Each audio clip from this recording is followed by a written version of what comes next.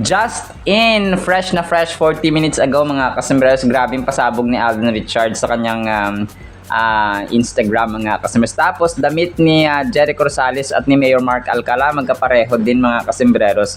So nakakatawa ito mga kasembreros. Unahin ko na nga ito, itong kay Mayor Mark Alcala at kay yung kay Jericho Rosales mga kasembreros na nakita ko kagabi.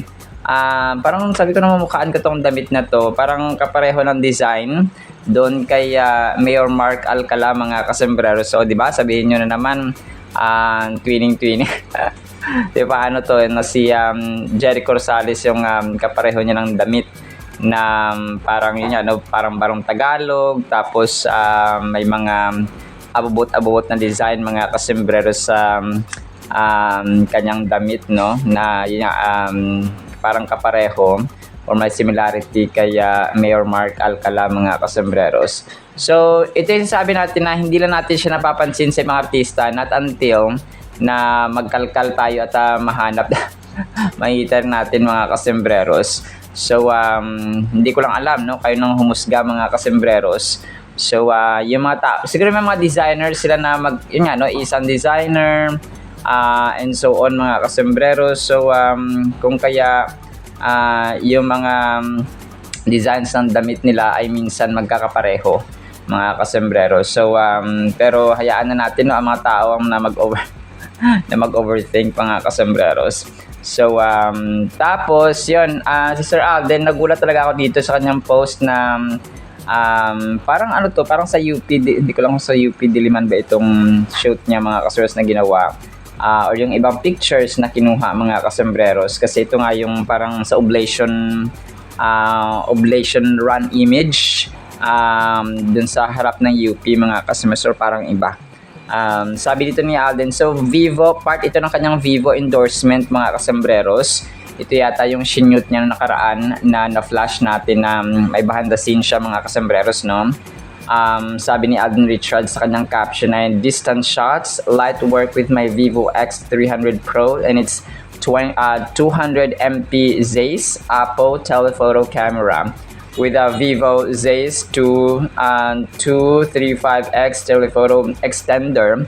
Its zoom game feels limitless. Swipe right to see my shots. So yun siya mga kasus. Tapos may mga pictures nga si Alden. So ito pala yung mga samples niya kunwari ng mga distance shots kahit malayo daw ang camera or nagpipicture mga kasembreros or nagvi-video ay malinaw pa rin mga kasembreros and mga ka-fanatics. So kunwari dito ay may isa na may kumukuha ng picture si Alden sa malayo mga kasembreros. So okay, so malayo siya pero yung shot niya of course ay malinaw mga kasembreros. So ito po ay X300 na hindi ko alam baka ito yung bagong model ng or bagong or latest model ng Vivo X300 Pro. So may Pro na rin siya mga kasembreros na kung saan ay sobrang linaw ng kanyang camera. Tapos yung Catherine ay nagpaganda sa IV Clinic kahapon. Ito po ay post niya mga kasembreros kagabi.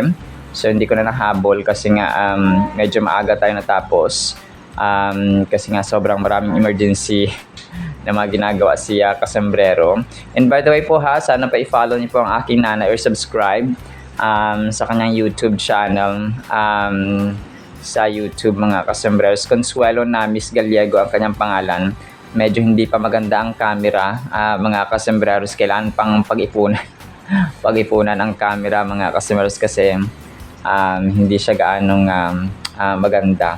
So going back dito sa kay Ma'am Catherine, sabi niya it brightens, smoothens and rejuvenates skin effectively minimizing pores and improving skin tone. So dito nga ay para may hinahagod sa skin ni phenomenal box office ni Ma'am Queen mga kasembreros.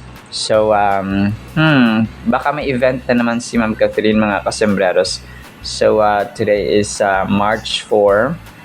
Hindi ko lang alam kung ano yung kanyang event mga kasembreros. May isa rin dito na video ay dalawa. Meanwhile, at Ivy Clinic Fort, Bernardo Cat is also back to do her favorite treatment. So sa Fort Santiago, hindi ko lang alam kasi dun sa nung nakaraan is AI eh. Nasa Ivy Institute, no? AI mga kasembreros yung pinuntahan ni Phenomenal Box Office Cinema Queen. Tapos next item natin, yung mga tao talagang hinahambing si Heath Hornales mga kasembreros na susunod daw na Alden Richards. Sabi dito ni Rock Hornales, Heath Hornales, the next Alden Richards, he will be the next endorsement king kasi parehong mabait, humble, gwapo, mapagmahal sa parents at God-fearing. So yun, no? Hoping and praying na ito ang susunod na next generational Alden Richards mga kasembreros. Tsaka dun sa may loob ng PBB itong si Heath, nakita mo rin yung ugali nila, no? Very Englishero din siya, no? Parang konyo din siya magsalita mga kasisendi nga. Sobrang bait. Tapos, 2 hours ago, post ni Amy, na-feature na rin yung pagbisita ni Alden dun sa Panglao Municipal Police Station mga kasembreros. Alden Richards' heartfelt gratitude to the men and women in uniform. So, tapos picture nga ni Soy Team doon sa Panglao. Tapos, ang News Balita TV na-feature din yung pagbisita ni Alden sa Panglao Municipal Police Station mga kasembreros. Alden Richards bumisita sa Panglao Police Station, tsak na napaangat mo ang moral ng ating mga pulis sa pamamagitan lamang ng presensya sa inyong pagdalaw or sa iyong pagdalaw, binigyan mo ng pagpapahalaga hindi lamang ang mga pulis sa Panglao kundi pati na rin ang buong pulisya. Best man din si Alden Richards sa kasal ni Attorney Ralph Calinisan, no, mga kasembreros. So which is na-feature din natin kahapon na magiging best man si Soy T. So ang alam ko rin sa kasal ni Mikoy Morales, no, yun hindi ko alam kung ano yung role ni Tisoy doon sa kasal ni Mikoy Morales. Pero alam ko pupunta din si Alden kasi si Mikoy Morales, 'di ba, nakasama niya sa Pulang Araw at close din ang dalawang ito mga kasembreros. So pero aabangan natin kung ano naman ang ganap ni Soy T sa kasal mismo ng kanyang best friend din na si Mikoy Morales. Tapos 7 hours ago na-feature dito si Barbie at saka si Alden mga kasembreros. Sabi dito ng New Gen Trends ay time flies but this friendship stayed like this and now social media world circulating about their romantic relationship. So yun nga, no, si Barbie Forteza at saka si Alden Richards mga kasembreros na kung saan ay parang sila na parang teenage friends up to 30s na kasi magte-30 na rin mga kasembreros or parang hindi ko na search yung edad ni Ma'am Barbie Forteza. Actually may mga candid shots or videos si Ma'am Barbie Forteza na mapanong pumunta nga sila sa Henan Resort mga kasembreros. So yon talagang 29, so mag-30 siya next year. July 31, 1997 ang birthday ni Ma'am Barbie Forteza mga kasembreros. So next year siya dito. Sa Binyan din pala siya sinilang or pinanganak mga kasembreros, no, sa Binyan, Laguna. Kaya kaya pala close sila mga kasembreros, no? Kasi nga siguro sa biyahe papunta kasi si Alden sa Santa Rosa, tapos siya sa Binyan. So parang Lagunian ito. Parang taga Laguna pala ito sila mga kasembreros. No doubt na siguro sa biyahe magsasabay sila, no, from Laguna to Quezon City or to GMA Network and so on. So hindi na ito nakakagulat, no, na sobrang close nilang dalawa. Parang mag-ate, magkuya, no, ang dalawang ito mga kasembreros. 1 taon, 4 na taon. 5 taon yung agwat ni Alden, kaya pala. Tapos ito, next item natin mga kasembreros, si Ma'am Catherine, sa kanyang Betadine Feminine Wash mga kasembreros, ay bumati siya ng International Women's Month mga kasembreros ngayong March. So sabi niya, Happy International Women's Month from her Betadine family, mga kasombreros. So March 18 yata magsa-start ang Women's Month, pero yun, yung buong March ay parang ginugugol nila na dito na buong buwan. Actually dapat dapat araw-araw, no, para araw-araw din natin pahalagahan ng ating nanay, kapatid na babae, lola, and so on, mga kaibigan na babae, katrabahong babae, no, kapitbahay na babae, and so on. So lahat, mga kasombreros. So araw-araw dapat, mga kasombreros, ay ginagalang at minamahal natin ang mga kababaihan, mga kasombreros. So talagang mahalin natin sila, especially ang ating nanay. Tapos ito, ang kulit nito, parang after party na ito, mga kasombreros, no, nagkukulat dito yung videoke, kantahan, no, sa kasal ni na Gerald at Kim. And ang sabi dito, you just activated my party mode. Tapos nabasa ko dun sa caption, go Barbs, no, kasi si Ma'am Barbie Forteza yung inaabangan dito, mga kasombreros. So yung iba dito, di ba, si Kakay singer, Kakay Bautista, tapos sila Gerald ay dito singer din. Si Ma'am Barbie Forteza si Ma'am Barbie Forteza yung binigyan niya sa kanya yung microphone. So nakakanta naman ito si Ma'am Barbie kapag may practice, pero ito kasi on the spot, mga kasombreros. So ang cheer sobrang taas pa nung kinanta nila na we gotta up there, yung golden na kanta na sobrang taas, mga kasombreros. So si Ma'am Barbie Forteza ito sobrang kulit. Sinigaw niya lang talaga yung pinaka-last na nota, mga kasombreros.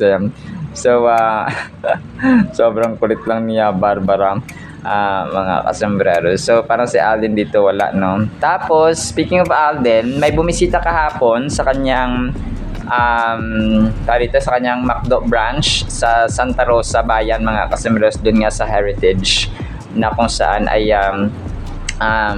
nag-post lang siya na parang dumaan siya doon. Sabi niya dito ay a first ancestral fast food chain in Santa Rosa, Laguna, owned by famous celebrity Alden Richards, mga kasombreros. Tapos yung ambience na yung view doon, yung kanyang pinost dito, mga kasombreros. So yung parang yung caption niya pa dito ay sobrang ganda, no, ng place, mga kasombreros, at saka ang lawak ng parking and so on, mga kasombreros. So hindi na nakabisita dito si Alden, no, kasi busy si phenomenal box office Cinema King. Pero siguro pag nakakabisita siya, minsan hindi na siya nakaka-post, mga kasombreros, kasi Santa Rosa, tapos Santa Rosa Bayan, tapos siya ay sa Santa Rosa, Laguna, mga kasombreros. So tapos busy rin sa schedule si Pops Alden. Yun, baka magulat na lang tayo, panibagong pasabog na naman niya, apart from this Vivo X300 niya na post, mga kasombreros, na fresh. Tapos may isang fan dito, pumunta siya ng Baguio. Tapos ang caption niya dito, Alden Richards be like Baguio. Yung pasigaw nga ni Alden sa pag-host niya ng Miss Universe Philippines, sa mga kasombreros. So ang ganda ng Baguio, no, mga kasombreros. So yun lang, medyo kapag may takot ka sa heights or matataas na lugar ay dito matatakot ka dito kasi bundok siya, mga kasombreros. Tapos ito na yung parang teaser ng event na inorganize ng A-Team ni Alden sa March 28, 2026. So meron na silang venue dito, mga kasombreros. Grabe, no, very dito parang organized, at saka pasabog din pala ito, mga kasombreros, no, yung kanilang inorganize na event. So ang venue po ay sa Matrix Creation Events sa 11 Malacca Street, Diliman, Quezon City. So malapit lang siya sa GMA Network, mga kasombreros, no, kasi sa Quezon, parang sa Diliman, Quezon City rin ang GMA Network. So sabi to register now, sabi ng A-Team community. So kung trip niyo pong mag-join sa event na ito, mga kasombreros, ay mag-register na po kayo. Alam ko may instruction sila punta lang kayo sa may dito sa may Facebook page ng A-Team Committee or Alden Richards fandom mga kasembreros. Andun available po siya. Pero in the meantime ay so kung March 28, March 28, 14 days to go, 2 weeks na lang mga kasembreros ay mangyayari na itong event or pasabog na inorganize ng A-Team community or A-Team community ni Alden Richards mga kasembreros. Tapos ito paseguhan ko si Donnie. Nag-post siya sa kanyang Instagram kanina. Dito ay parang yung kanyang minomodel naman ay Samsung Galaxy A56 5G recording my shots mga kasembreros. So dito ay minomodel niya of course yung dito yung cellphone mga kasabang siya ay nagbabasketball. So grabe no, nilagay niya lang sa wall. Baka mahulog yung Sir Donato. Ito talaga.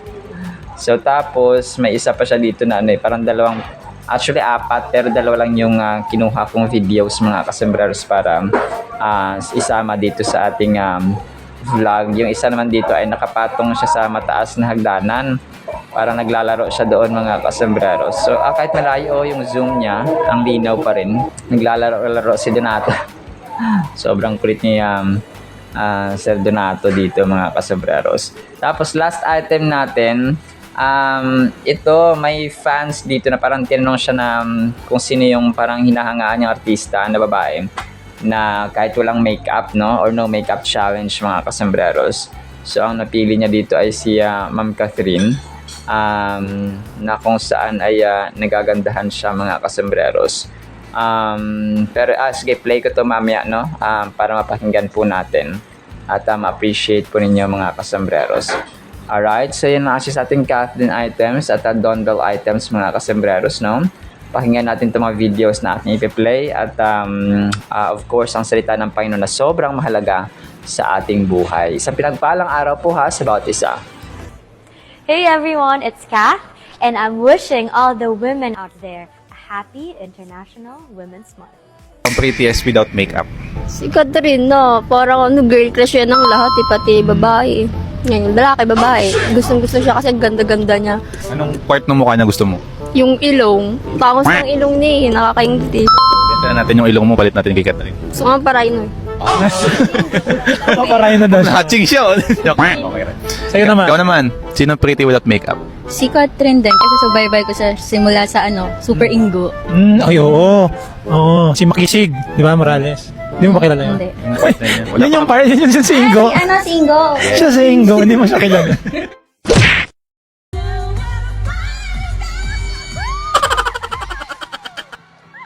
Sobrang amazing ng Word of God mga kasembreros. Ang title natin ay parang pampelikula ito.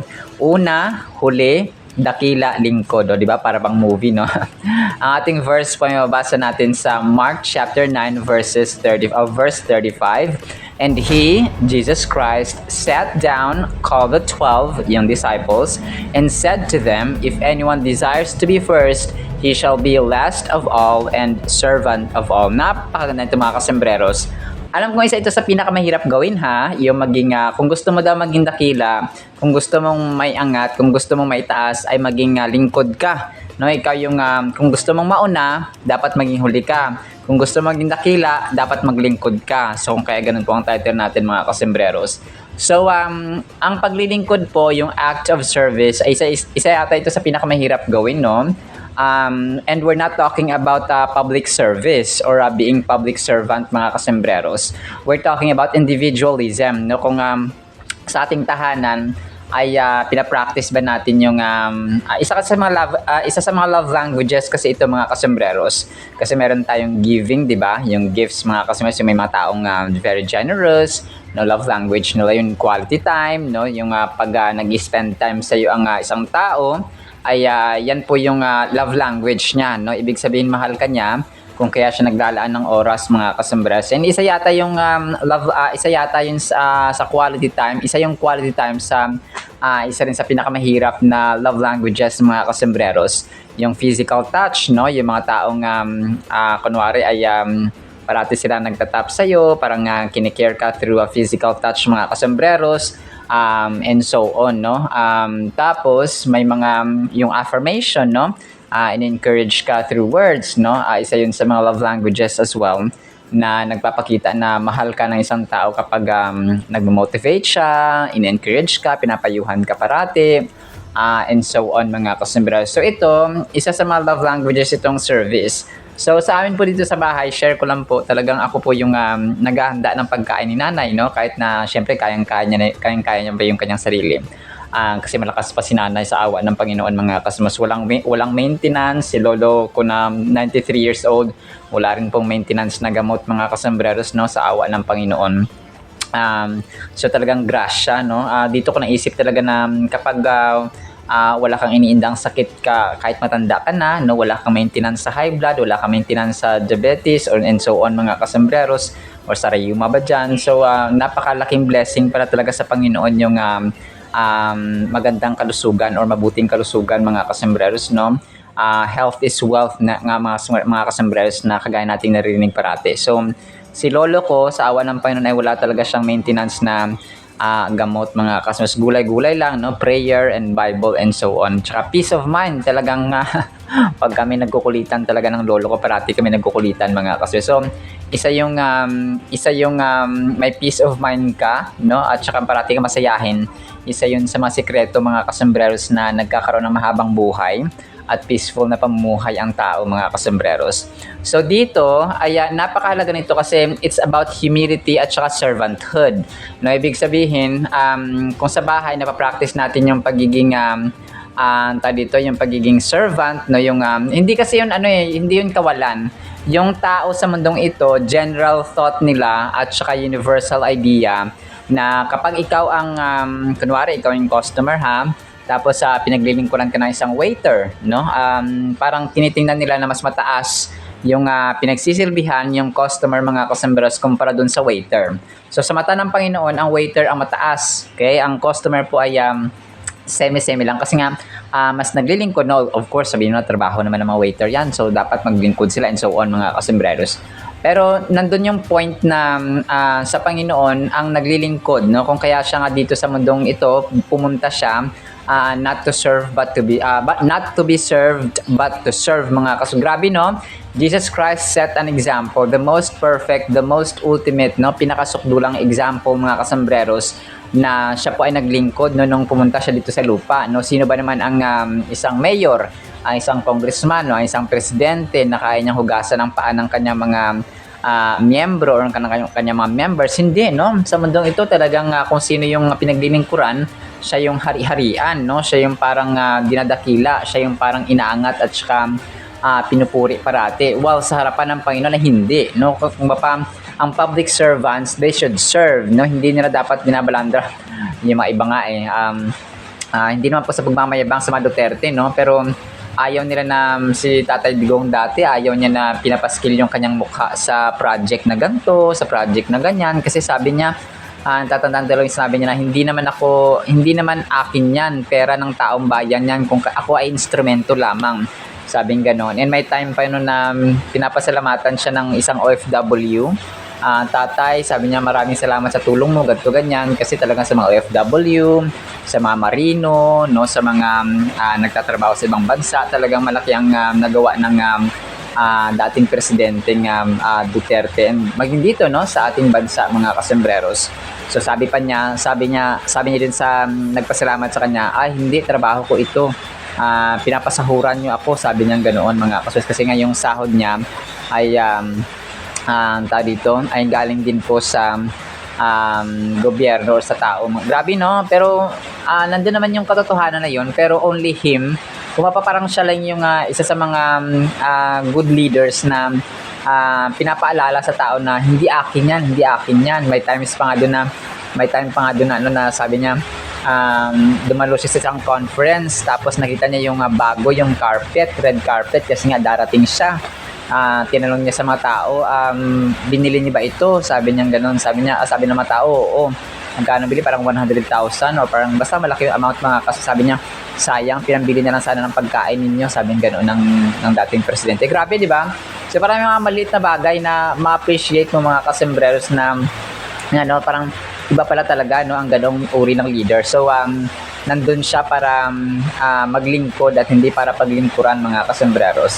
So going back, Jesus often spoke about these virtues, emphasizing that true greatness comes from serving others selflessly. So serving others, no, yung paglilingkod mga kasembreros. Ako, isa talaga to sa mga love languages ko itong mag-serve mga kasembreros. Parang nandun yung joy, nandun yung galak, no, yung saya kapag ako po ay naglilingkod, especially sa aking magulang, sa aking pamilya, sa aking lolo, sa aking kapatid na may special needs mga kasembreros, kasi nga special child yung aming bunso.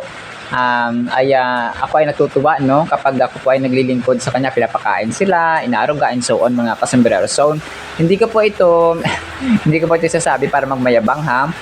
Sinasabi ko po ito na ito yung aking kagalakan. Kumaga pa, it's my joy and it's my happiness. Kumaga pa, happy feel ko ito mga kasembreros na ako po ay nakakapag-alaga or naalagaan ko sila mga kasembreros. So ganun din dapat sa ating buhay no, kasi si Jesus Christ himself ay naglagay no ng example. This verse carries a profound message about humility and servanthood. So the world often honors and exalts the first while seeing the last as insignificant. However, Jesus flips this idea on its head, suggesting that those who humble themselves and put others first will be truly great in the kingdom of God. So kagaya na mention natin kanina, na sa mundong ito ay kung sino din pinakauna, sino yung inaangat, ayun po yung o kung sino yung pinaglilingkuran, ay siya yung dakila. Well, ang sa mundong ito or sa kay Lord mga kasembreros sa baliktad, no? Kung sino po yung naglilingkod ay siya po ang dakila at angat sa harapan ng Panginoon. Practical application of this teaching involves introspection and intentional action.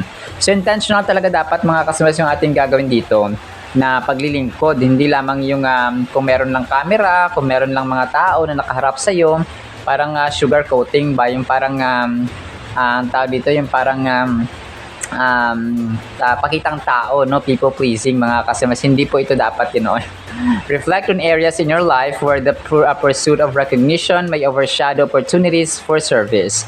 Consider how you can incorporate acts of kindness and selflessness into your daily interactions. By embodying the mindset of Christ, who exemplified humility and service, we can cultivate a heart that mirrors His love and compassion. So kagaya na mention natin kanina, na si Lord Jesus Christ ang the best, no, pinaka-perfectong ehemplo ng paglilingkod mga kaso selflessly. Kung pag tumulong sila, hindi na sila nag-expect ng kapalit. So ganoon siya, no, selfless yung paglilingkod mga kasembreros. Wala kang inaantay na kapalit sa pagtulong mo. So in conclusion, Mark chapter 9 verse 35 challenges us to redefine our understanding of greatness and leadership. By embracing a posture of humility and service, we not only honor the teachings of Jesus, but also contribute to a more compassionate and interconnected world. Let us heed His words and strive to be servants of all, following in the footsteps of the ultimate servant leader, Jesus Christ. So siya talaga yung pinaka-ultimate. Siya yung pinaka-perfecto, pinaka-example mga kasembreros sa lahat-lahat. So sa final thought natin, think of life as a relentless work meeting or a bustling family gathering. Mark 9 verse 35 should push you to serve selflessly without looking or praise or a promotion. So yung iba, no, sa trabaho, talagang nagsiserve lang daw sila para ma-promote mga kasembreros. Pero sa atin, dapat ay dito hindi lang dapat ganoon. Kung pa yung intention ng ating puso, yung motibo ng ating puso ay tama at saka righteous mga kasembreros or mainam, pleasing sa harapan ng Panginoon at hindi pakitang tao lamang mga kasembreros. Alright, salamat sa Word of God ha. Nawapay pagpalain po tayo ng pag-ibig, pananampalataya, pag-asa, and the spirit of servanthood mga kasembreros sa ating buhay. In the mighty, holy, sweet, magnificent name of the Lord Jesus Christ we pray, with the communion of the Holy Spirit of the living God. And everyone said amen and amen. See you sa next segment mga kasembreros, and paalam po. I love you all.